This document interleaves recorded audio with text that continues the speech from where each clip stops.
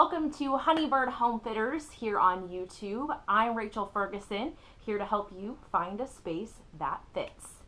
Today's topic is a big one. What do I do with all of my stuff? So in my time as a senior living consultant, this is the biggest reason that people would choose not to move, even though they really either wanted to or needed to. Stuff. That's what we heard about every single day. And now in real estate, it's a big problem still. Even people that have already made the mental leap to say, I'm ready to move, I know that it's the best thing for my future, they still struggle with what to do with all of their stuff. So there are a few options, but before I get into the options of what you can do with your stuff, the biggest, most important thing to do with your stuff is to start now. Start before you absolutely have to tackle it. Do a little bit every quarter, every month, every year. Do the best you can to not accumulate a ton of stuff. Of course, I have the advantage of having seen people in later stages in life battling against their stuff and their stuff holding them back from making the decisions that they want to take. So for me personally, I try really hard to not accumulate stuff so that later in life I don't have this big mountain to tackle when I want to make a move or need to make a move. So if you're young and you're watching this, or young at heart and watching this, start now. Start today. Go bag something up and get rid of it.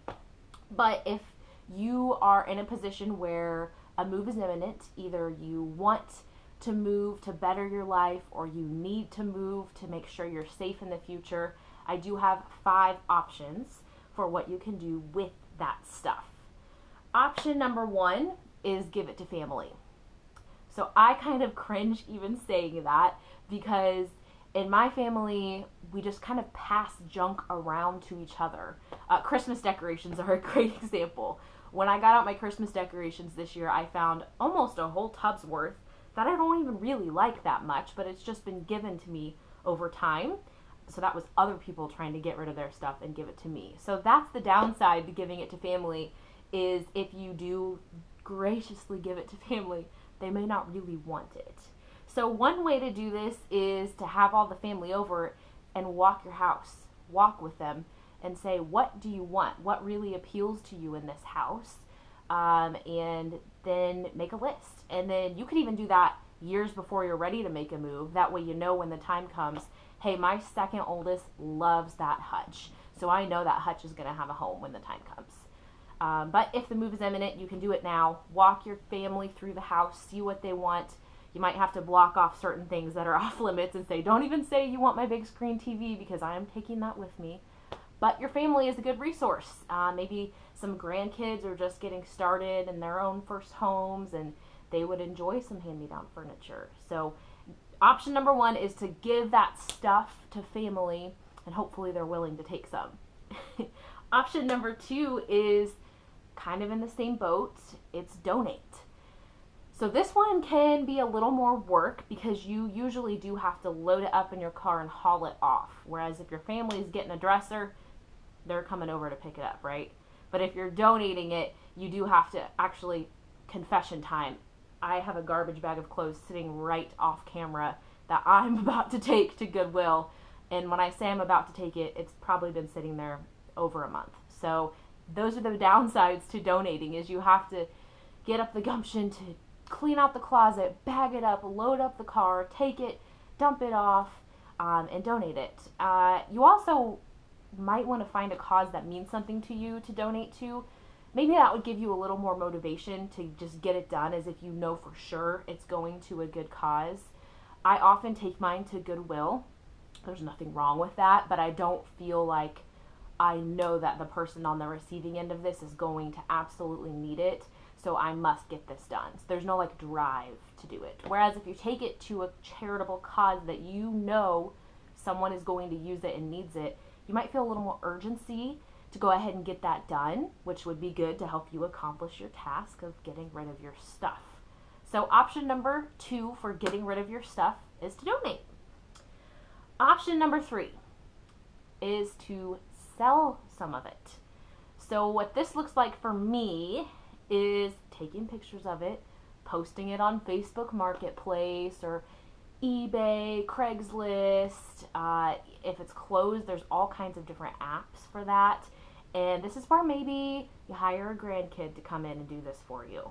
I actually even thought about hiring one of my family members that's a teenager to do it, because it is kind of a lot of work to lay it out and make it look pretty enough for the picture so it's appealing.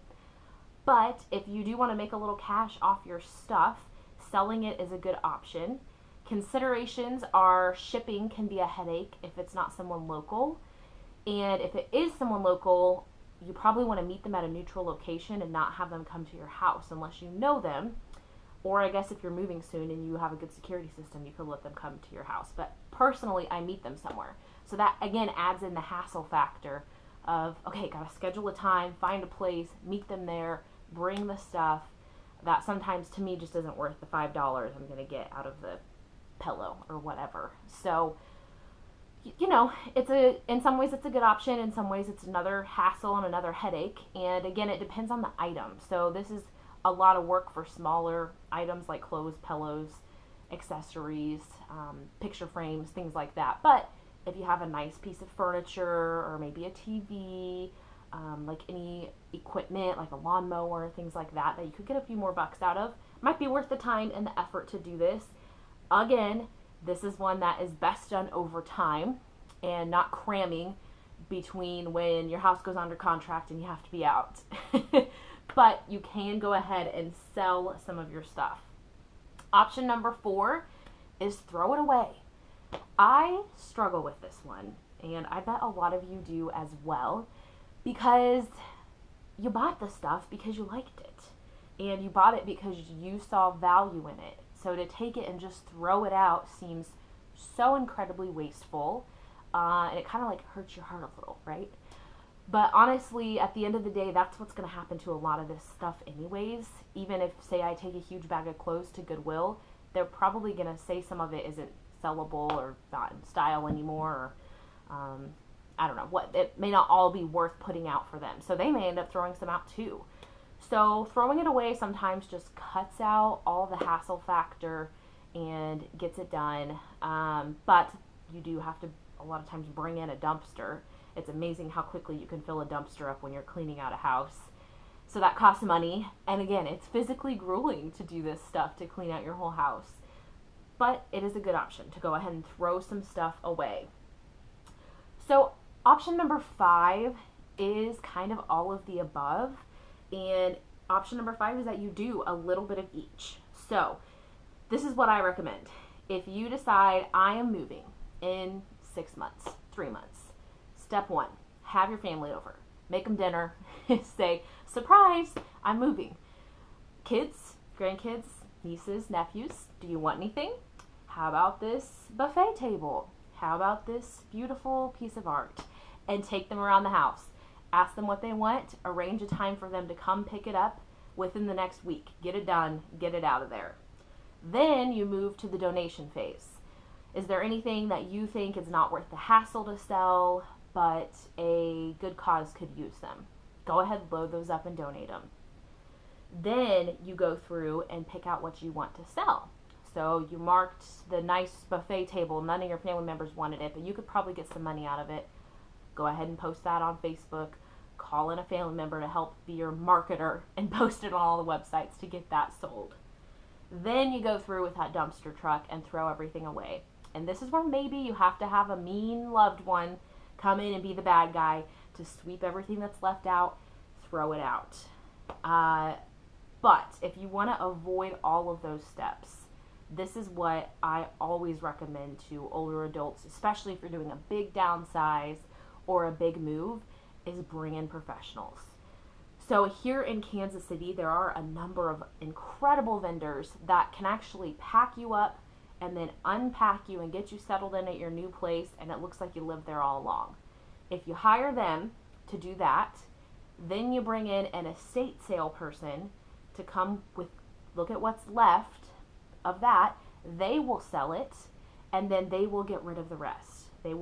Sometimes they will donate, sometimes they throw away, but they take care of it. So they do get a cut of the proceeds, But usually the goal here is not to get rich off of your stuff. It's just to get it done so you can step into that next chapter of life that you're so excited about, hopefully. So my biggest pieces of advice would be do it early, do it often, and if it gets to the point where you're in a time crunch, hire some professionals. If you still think I'm going to do it myself, remember those 5 options are give it to family, donate it, sell it, throw some stuff away, and do a little bit of each option. Hopefully this information was helpful to you and will help you in stepping into the new chapter of your life where you find a space that fits. With Honeybird Homefitters, I'm Rachel Ferguson. I can't wait to connect with you.